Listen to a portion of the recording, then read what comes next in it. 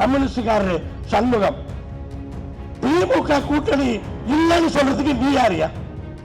தமிழ்நாட்டில் திமுக கூட்டணி இல்லைன்னு சொல்றதுக்கு நீ யாரு? கூட்டணியில இல்லையா? நீ யாரு டிக்ளேர் பண்றதுக்கு?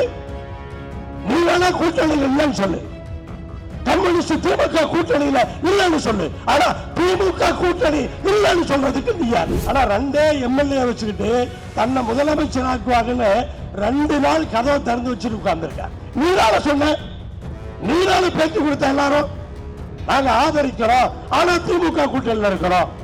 அப்ப சொன்ன வாய் இப்ப ஏன் மாறுது? ராகுல் காந்தியை காங்கிரஸ் கட்சியே கைவிட்டு விட்டது.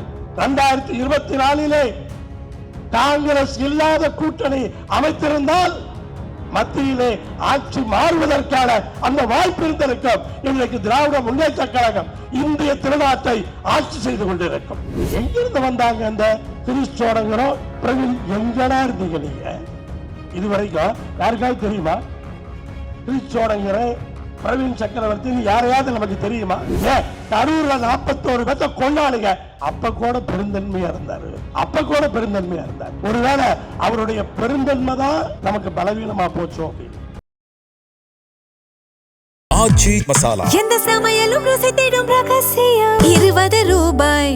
ஆண்டுதோறும் எண்ணற்ற மருத்துவ மாணவர்களை உருவாக்கி வரும் நாமக்கல் குறிஞ்சி அகாடமியில் 1 வருட சிறப்பு நீட் ரிப்பீட்டர் பயிற்சி, தமிழ் மற்றும் ஆங்கில வழி வகுப்புகள் தனித்தனியாக வருகின்ற 4/6/2026 முதல் தொடங்குகிறது.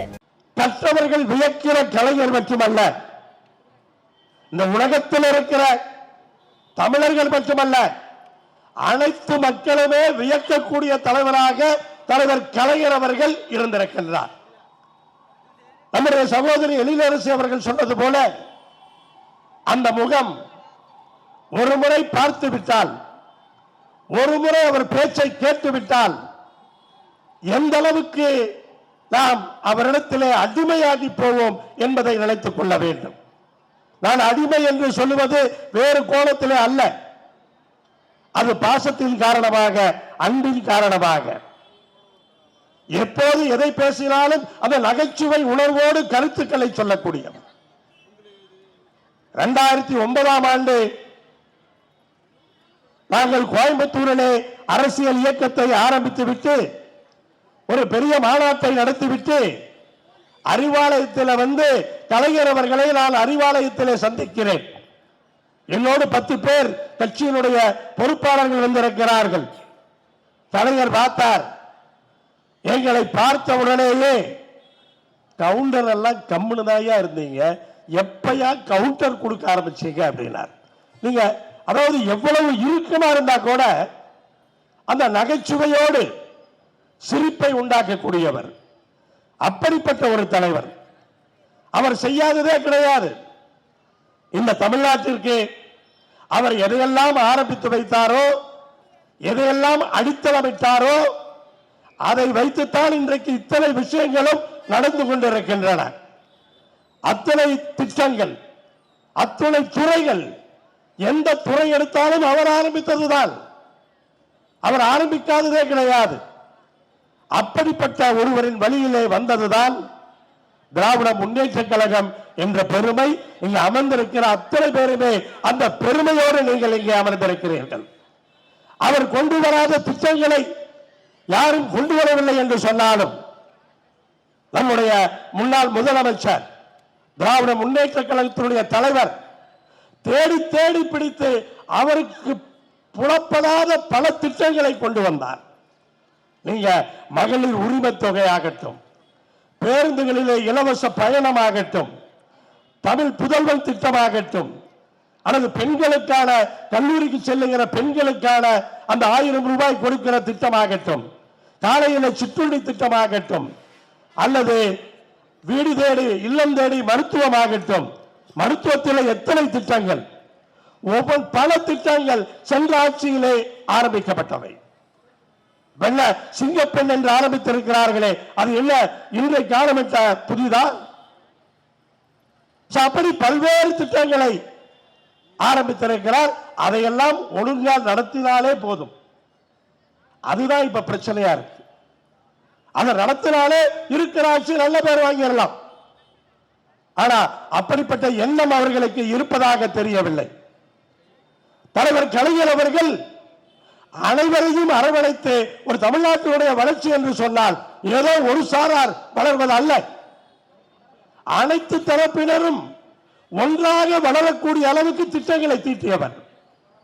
ஜாதிகள் இல்லாத சமுதாயத்தை உருவாக்க வேண்டும் என்பது அவருடைய கொள்கையாக இருக்கலாம். ஆனால் ஒரு சாதி கூட விட்டு போய்விடக் கூடாது. அத்தனை சாதியை சார்ந்தவர்களும் அந்த இளைஞர்கள் முன்னேற வேண்டும் என்பதற்காக இடஒதுக்கீட்டை கொடுத்து அத்தனை பேர்த்தையும் முன்னேற்றியவர். எப்படிப்பட்ட இயக்கத்தை வளர்த்திருக்கிறார். இந்த தேர்தலுக்கு பிறகு அதிமுகவுடைய சட்டமன்ற உறுப்பினர்களை பாண்டிச்சேரியிலே கொண்டு போய் அழைத்து வைத்தார்கள். திராவிட முன்னேற்ற கழகத்தினுடைய ஒரு சட்டமன்ற உறுப்பினரை எங்கேயாவது பாதுகாக்க வேண்டும் என்று முதலமைச்சருக்கு தோன்றியதா? தலைவருக்கு தோன்றியதா? செய்ய வேண்டிய அவசியம் இல்லை. திராவிட முன்னேற்ற கழகத்தினுடைய சட்டமன்ற உறுப்பினர்கள் வளர்ந்த விதம் அப்படி. இன்றைக்கு அதிமுகவினுடைய முன்னாள் அமைச்சர்கள், சட்டமன்ற உறுப்பினர்கள் படையூரில் சென்று முன் வாசல்ல கேட்டு திறக்காதனால பின் வாசல் வழியா உள்ள போயிட்டு இருக்கிறார். நமக்கு பார்த்தா கேவலமா இருக்கு, வேதனையா இருக்கு. அப்படிப்பட்ட நிலை திராவிட முன்னேற்ற கழகத்திற்கு உண்டா? எவ்வளவு வலிமையான இயக்கம், அவ்வளவு வலிமையான இயக்கத்தை பேரறிஞர் அண்ணா தொடங்கி தலைவர் கலைஞர் அதை கொண்டு வந்து இந்த அளவிற்கு வலிமையாக வளர்த்தெடுத்திருக்கிறார்கள். அப்படிப்பட்ட இயக்கத்திலே எல்லோரும் இன்றைக்கு இருந்து கொண்டிருக்கின்றீர்கள். இந்த தேர்தலை பொறுத்தவரை, என்னை பொறுத்தவரை, இந்த கூட்டணி கட்சிகள் ஒவ்வொன்றும் எப்படி, அதாவது வெற்றி பெற்றுக் கொண்டே இருந்தால் அவர்கள் இருந்து கொண்டே இருப்பார்கள். ஒரு தோல்வி வந்தால்தான் உண்மை முகம் தெரிகிறது. இதெல்லாம் திடீரென்று அவர்களுக்கு தோல்வியதா? சென்ற தேர்தலின் போதே முடிவெடுத்திருக்கிறார்கள். சென்ற தேர்தலின் போதே முடிவெடுத்து தேர்தல் பணிகளிலேயே சுணக்கம் இருந்திருக்க வேண்டும். திடீரென்று நடந்திருக்காது.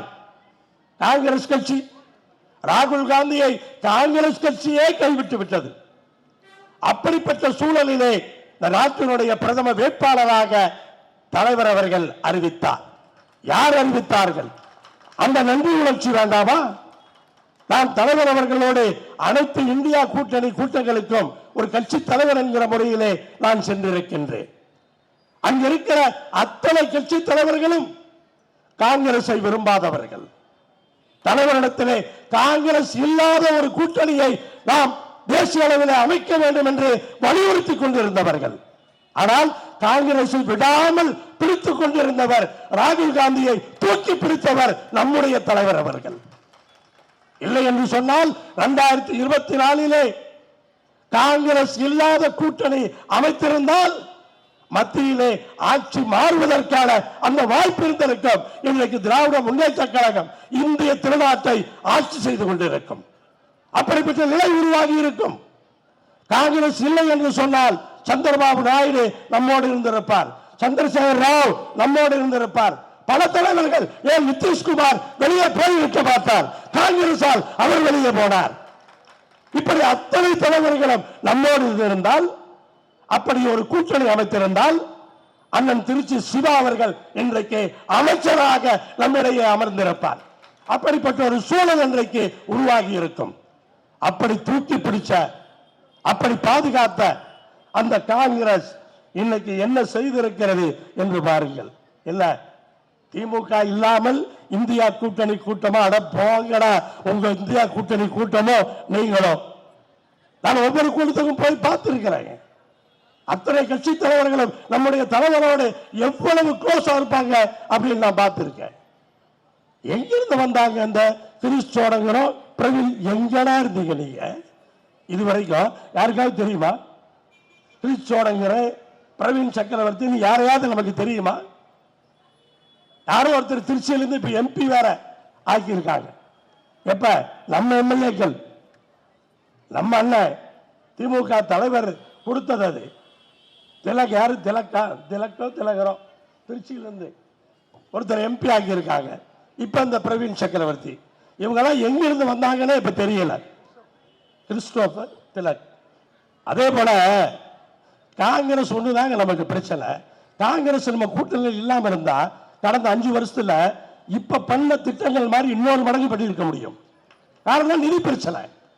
காங்கிரஸ் கூட இருக்கிற ஒரே காரணத்துக்காக தான் நமக்கு நிதி டெல்லியிலிருந்து வர்றது குறைஞ்சது. காங்கிரஸ் இல்லாம இருந்திருந்தா நமக்கு நிதி பிரச்சனையே இருந்திருக்காது.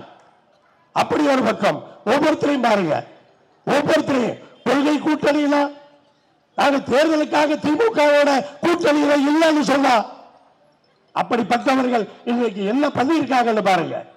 கம்யூனிஸ்டுக்காரரு சண்முகம் திமுக கூட்டணி இல்லைன்னு சொல்றதுக்கு நீ யாரியா?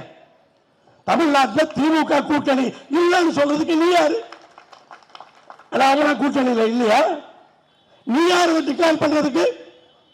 நீ வேணா கூட்டணியில் இல்லைன்னு சொல்லு, கம்யூனிஸ்ட் திமுக கூட்டணியில இல்லைன்னு சொல்லு. ஆனா திமுக கூட்டணி இல்லைன்னு சொல்றதுக்கு நீ யார்? என்ன நினைச்சவங்க பேசுறாங்கன்னு தெரியல. அதே போல பாத்தீங்கன்னா இன்னொருத்தர் ரெண்டு எம்எல்ஏ வச்சுக்கிட்டு அவருக்கு முதலமைச்சர் ஆகணுமா? ஆனா அவர் கொள்கை தலைவராம். தமிழ்நாட்டில் ஒரே கொள்கை தலைவர் அவர் தானா? ஆனா 2 எம்எல்ஏ வச்சுக்கிட்டு தன்னை முதலமைச்சர் ஆக்குவாங்கன்னு 2 நாள் கதவை திறந்து வச்சுட்டு உட்கார்ந்துருக்கார். அப்புறம் ஆட்களை அப்படின்னு சொன்னா அப்புறமா நாங்க ஆட்சிக்கு ஆதரவு தர்றோம், ஆனா திமுக கூட்டணியில் இருக்கிறோம் அப்படின்னு சொல்லி நீங்க சொன்னீங்களா? திமுக தலைவர் சொன்னாரா? திமுக யாராவது சொன்னாங்களா? அவங்க ஆதரவு தர்றாங்க ஆனா திமுக கூட்டணியில் இருக்கிறாங்க அப்படின்னு யாராவது சொன்னாங்களா? நீரால சொன்ன, நீரால பேச்சு கொடுத்த எல்லாரும் நாங்க ஆதரிக்கிறோம் ஆனா திமுக கூட்டணியில் இருக்கிறோம். அப்ப சொன்ன வாய் இப்ப ஏன் மாறுது? இப்ப ஏன் மாத்தி சொல்றீங்க?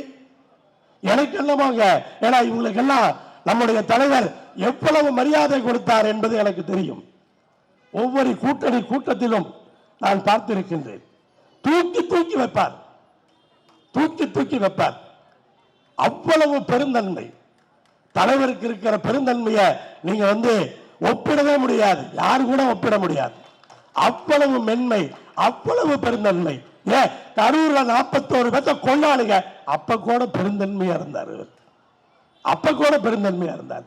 சில நேரத்தில் நானே யோசிக்கிறது உண்டு, ஒருவேளை அவருடைய பெருந்தன்மை தான் நமக்கு பலவீனமா போச்சோம் அப்படின்னு யோசிக்கிறது உண்டு. அவருடைய பெருந்தன்மையா இருக்கிறதா பலவீனமா போச்சோ. இன்னைக்கு சர்வ சாதாரணமா எல்லாரும் ஏமாத்திட்டு போயிட்டே இருக்காங்க அவங்க ஆதாயத்தை தேடி. நீங்க அந்த கொள்கை தலைவர்களுடைய வரலாறு பார்த்தீங்கன்னா தெரியும்.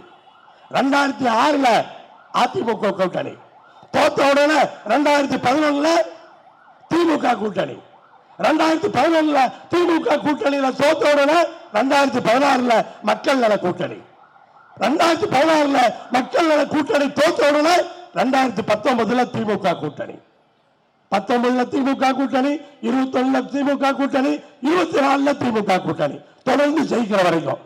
இப்ப 24ல தோத்த உடனே எந்த கூட்டணி? யோசிச்சு பாருங்க. இவங்க தான் கொள்கைக்காரங்களா? அப்படிப்பட்ட இந்த நிலைமையில தான் நம்மளை இப்படி எல்லாம் இவங்க ஏமாத்திருக்காங்க அப்படிங்கிறது புரியுது. இன்னொரு தலைவர் சொன்னார், நான் கலைஞரை விட்டு பிரிஞ்ச போய் ரொம்ப வேதனைப்பட்டுட்டேன், வருத்தப்பட்டுட்டேன். இனி என் கடைசி உயிர் மூச்சு இருக்க வரைக்கும் தளபதி அவர்கள் கூடத்தான் இருப்பேன். மு.க. ஸ்டாலின் தான் அவரை தூக்கி நிறுத்தினதான் என் வேலையை அப்படின்னு ஒரு கூட்டத்தில் இல்லைங்க. நான் மேடையில இருந்து பல கூட்டத்தில் பார்த்தவன். ஒவ்வொரு கூட்டத்திலையும் அவர் இப்ப உதயசூரியன்ல போட்டியிட்டது அதாவது துரதிருஷ்டவசமா. ஐயோ என்னையா இது? அப்படி பேசின ஒரு கட்சி தலைவர் இன்னைக்கு உதயசூரியன்ல போட்டியிட்டது துரதிருஷ்டவசமா போச்சான். என்ன அநியாயம் பாருங்க.